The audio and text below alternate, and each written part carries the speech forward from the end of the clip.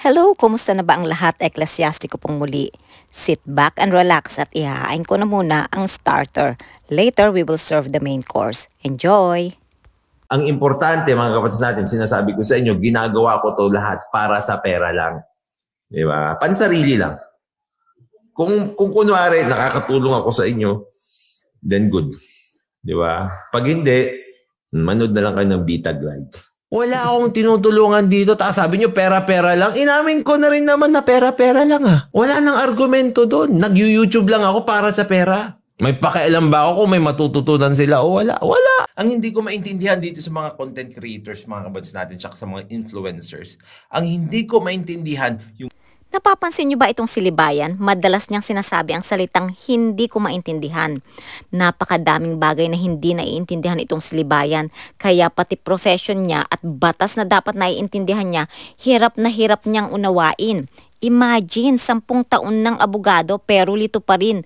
Alam nyo ba, kung mahina ang pangunawa nyo sa realidad ng buhay, mahihirapan talaga kayong unawain ang maraming bagay. At tingin-tingin din sa paligid at mag-observe, hindi yung gusto ninyong mabago ang mundo pero wala naman kayong ginagawa kundi bumatikos lang at kumita lang sa YouTube at umanggap ng donasyon sa tao. Isa pa, read Ecclesiastes, tiyak marami kayong matututunan patungkol sa realidad ng buhay. And some of the lessons I learned from Ecclesiastes, everyone faces challenging times. Kaya kung may napapanood kayong tumutulong at tinutulungan, wag nang magsalita ng hindi maganda. At kung masaya naman yung tinulungan at very grateful kahit na naka-video, so wag na tayo magsalita ng hindi maganda kasi hindi natin alam kung ano yung pinagdadaanan nila. Second, be cautious of business.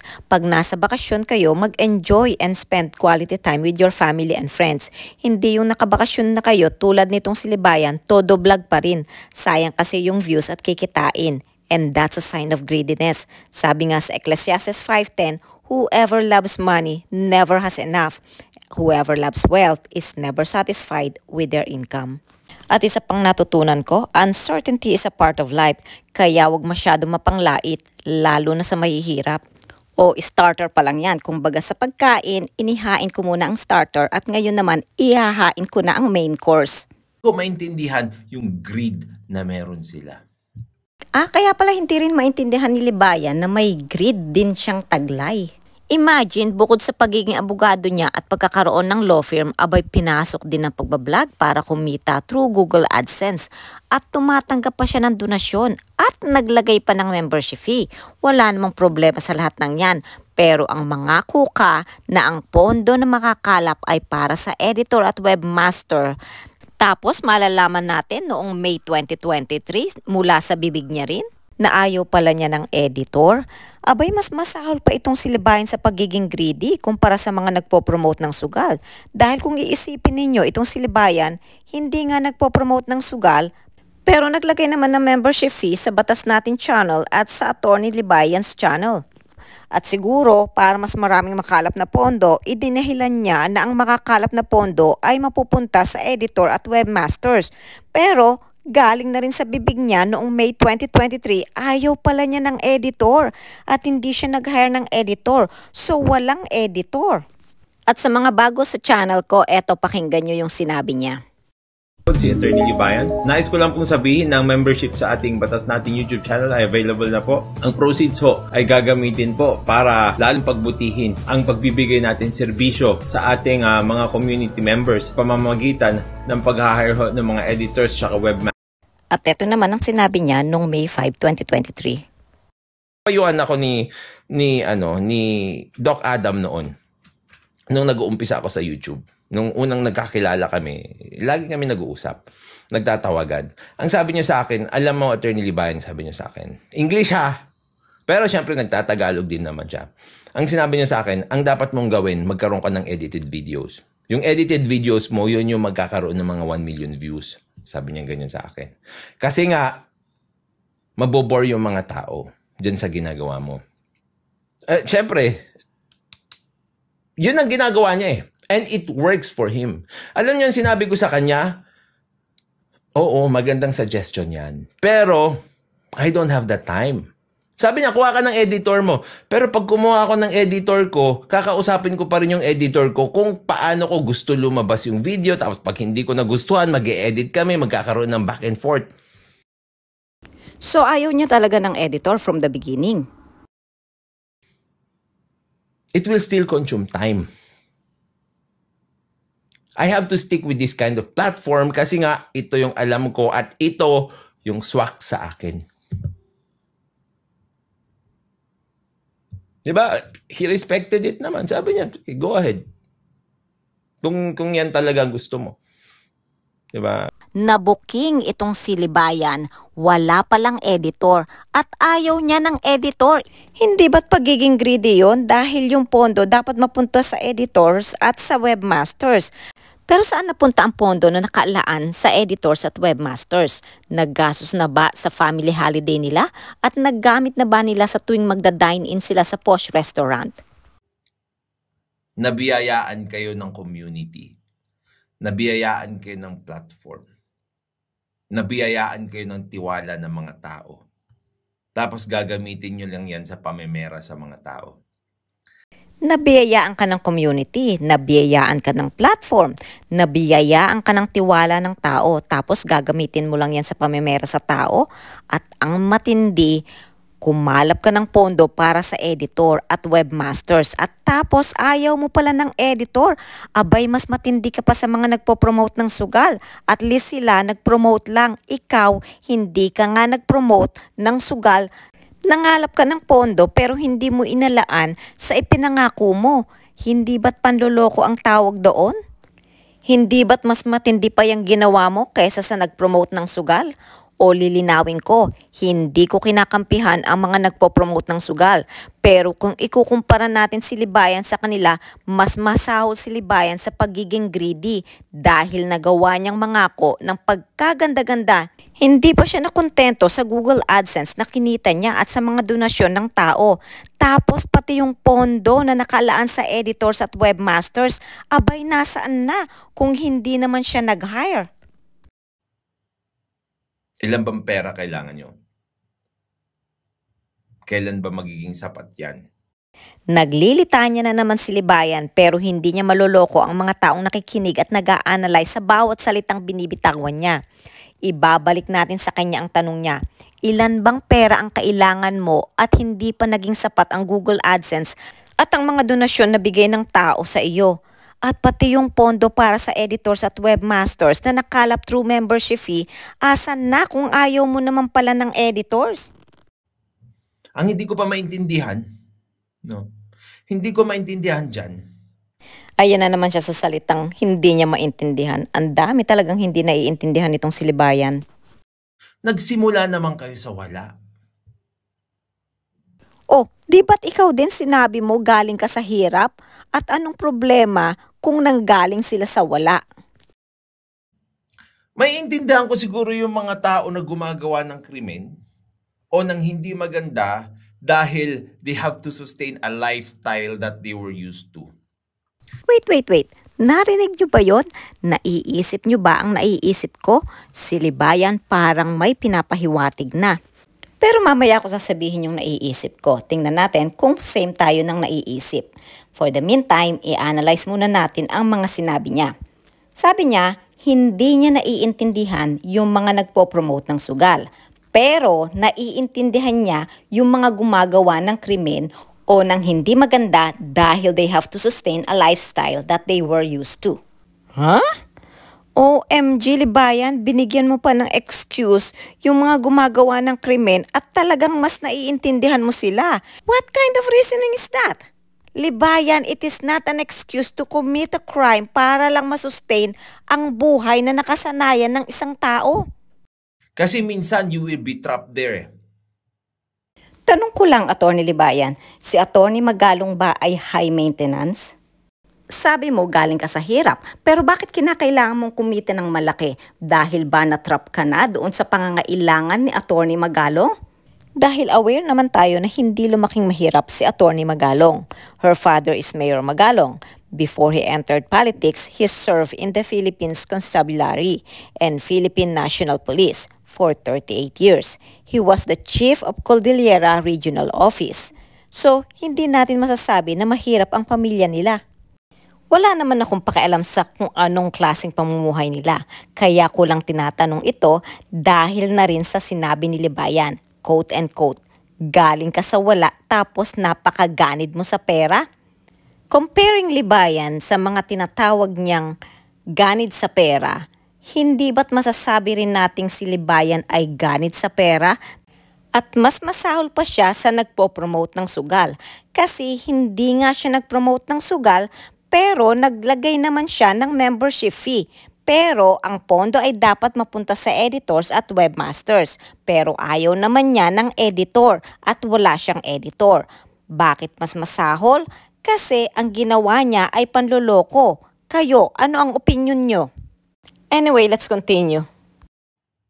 Alam mo yun, kasi parang I've known former rich people na kailangan nilang gumawa ng mga hindi magandang bagay para mabayaran yung utang nila, para ma-maintain yung ganto, ma-maintain yung ganyan, hindi marimata yung bahay. Iba talaga kung mag-isip itong si Libayan, mas naiintindihan niya yung gumagawa ng krimen. O ito ngayon ang naiisip ko, sa sinabi niya na naiintindihan niya yung mga gumagawa ng krimen. So, ibig sabihin ba Libayan, kaya mo nagawa na maglagay ng membership fee pero wala ka naman talagang balak na mag-hire ng editor ay para lang makakalap ng pondo. So gumawa ka ng isang bagay na hindi maganda at niloko mo ang tao just to get more money and to sustain the lifestyle of Atty. Magalong na nakasanayan niya kasi hindi sapat yung kinikita mo sa law firm at mga donasyon at sa Google AdSense. Ganun ba yon? Kaya mas naiintindihan mo yung mga taong hindi gumagawa ng hindi maganda at gusto mo ring maintindihan ng listeners mo na kaya mo lang nagawa yon dahil high maintenance si Atty. Magalong.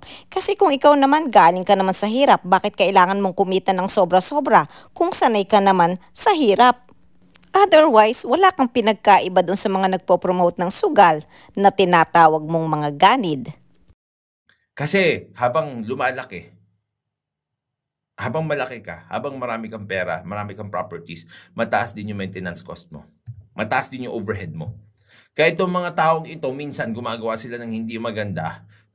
Okay, isa ka ba doon sa hindi gumawa ng hindi maganda at gusto mo ring intindihin ka tulad ng binigay mong pangunawa sa mga gumagawa ng krimen at hindi gumagawa ng hindi maganda? Kasi nga lumalaki ang maintenance cost mo. At kailangan mong masustain ang lifestyle ni Atty. Magalong. Ganun ba yon? Para makagawa sila ng hindi maganda o morally questionable para kumita ng pera. At kaya ba gumawa ka ng script na maganda to encourage people na magpa-member kahit ayaw mo naman talaga ng editor? Dahil alam mo, mas maganda ang script, mas maraming magbabayad para magpa-member. Unfortunately, nakalimutan mo yung script mo nung naglagay ka ng membership fee at nabuking ka noong May 2023. Anyway, let's continue. Itong susunod na marinig nyo na sasabihin ni Libayan, ito ang dahilan kung bakit ko kwinestyon ang pamumuhay nila. Pero itong nakikita ko ng mga content creators, mga kabatas natin, ang pinagyayabang pa nila galing sila sa mahirap. Galing sila sa wala. Galing ka sa wala tapos napakaganid mo sa pera. Ikaw Libayan, hindi mo ba napapansin nagganid ka rin sa pera? May law firm ka na, kumikita ka na sa Google AdSense, tumatanggap ka pa ng donasyon at naglagay ka pa ng membership fee. Tapos ayaw mo naman pala ng editor pero idinahilan mo ang editor at webmasters. Hindi ba pagiging ganid yan? Naiisip nyo ba yun? Ikaw naisip mo rin ba na darating ang panahon na ito na ma-expose ang panloloko mo at kaipokritohan mo nang dahil sa laki ng kitaan sa YouTube, mas pinili mo na manloko, magpakalat ng fake news, manira at manlait ng tao. Ginamit mo pa ang batas natin channel na dahilan pero mali-mali naman ang batas na tinuturo mo. Hindi ba't iyan ay mga sign ng pagiging greedy? Ang ina mong bumatikos sa iba pero ikaw ay mas masahol pa sa mga binabatikos mo. Sabi ni No Nonsense, hedonism kasi moral grounding nila, attorney. Tama. Ikaw, hindi mo ba masustain yung current lifestyle mo kaya ginawa mo pang manloko ng tao, kumalap ng pondo pero ayaw mo naman pala ng editor? Di nila masustain yung current lifestyle. Kaya ba yung lahat ng ipinangako mo sa mga listeners mo ay naglahong parang bula dahil hindi mo masustain yung current lifestyle mo? Kaya yung pondo na hindi naman dapat para sa inyo ay nagastos mo na? Ganun ba yon? Yun yung mga nangyayari. Kaya nakakagawa sila. Alam nyo, parang ano kasi yun eh. Natrap na sila sa lugar na yun. Ikaw, Libayan, hindi mo ba napapansin na natrap ka na sa lugar na yan? Dahil sa laki ng kitaan sa YouTube, kahit manlait at manira ka ng tao, hindi ka na makawala sa sistemang yan. Pero itong mga taong ito na galing sa mahihirap. Parang ako, for example. O ayan, sa bibig na mismo ni Libayan na nanggaling siya sa hirap. Why will I trick the people who believes in me? Libayan, you already tricked them. Yung pagtuturo mo pa lang ng mali-mali patungkol sa batas, you already trick your listeners. Second, naglagay ka ng membership fee tapos hindi mo naman tinupad yung pangako mo. You already tricked them. The people who believe in me into doing something that is very dangerous. Nagawa mo na at ginagawa mo pa rin hanggang ngayon. Kaya nga mayroong mga nakasuhan ng dahil sa iyo. At base sa obserbasyon ko sa iyo, isa ka sa dangerous influencer dito sa social media. Attorney, bakit yung weteng hindi mapahinto? Tanong mo si Raffy Tulfo. Tanong mo siya. Pansinin niyo ang mukha ni Libayan, hindi na talaga mawala sa isip niya si SRT. Pati ba naman sa weteng kay SRT pa rin niya ipapasa? Being responsible as an influencer. Ikaw, responsable ka ba bilang influencer? May 3 nakasuhan ng dahil sa iyo. Kasalanan mo yan. Oo, kasalanan nila talaga yan. Pero hindi rin ba kasalanan ng mga influencers yan? Kasi sila yung nag-iengganyo at naglalapit sa mga tao para magsugal. Parang kunwari yung taong nagbebenta ng pinagbabawal na gamot. Nandiyan dyan. Tapos nagbenta siya, wala siyang kasalanan. Ang may kasalanan lang yung bumili at gumamit. Diba? O ayan, malinaw ang sinabi ni Libayan, kasalanan din ng influencer. Kaya Libayan, wag mong sabihin na ginusto nila yon kung bakit sila nakasuhan. Dahil bilang abogado, yung influence na ginawa mo sa mga followers mo, lalo na sa mga vloggers na sumusunod sa iyo, kasalanan mo rin kung bakit sila nakasuhan. At kasalanan mo rin kung bakit nalilito ang mga followers mo at listeners mo patungkol sa batas. Yung sinasabi ko sa inyo eh. Sa dami ng sinasabi ni Libayan, unti-unti na siyang na-expose. Anyway, that's the end of our main course. Ano ang opinion ninyo? At ngayon naman, isa-serve na natin ang dessert. Medyo light na ito. I will just show you the behaviors associated with being greedy. First, prioritizing money or material possessions over relationships or morals. Nakita nyo naman sa una pa lang ng video na ito, para kay Libayan, pera-pera lang.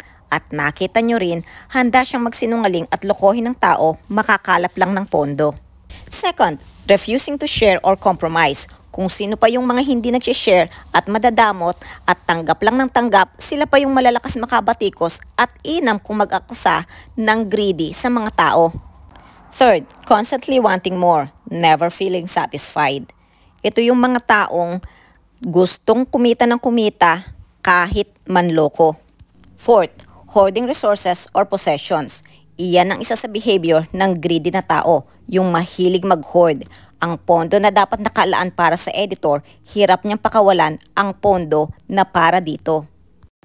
And lastly, manipulating situations or people to get what one wants.